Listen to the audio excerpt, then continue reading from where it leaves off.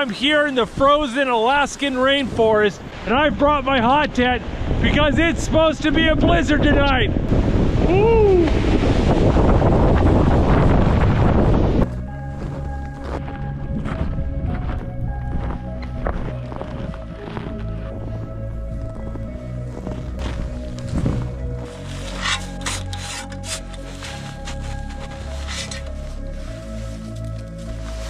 Oh, I had so much trouble getting this tent up. There's almost a 3-foot elevation difference from this side to this side. I had to do some funky stuff to get it to work.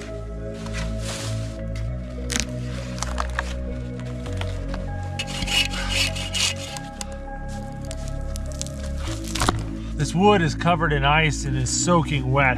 It's gonna be really hard to light, so I'm splitting it in the hopes that it'll burn a little bit better.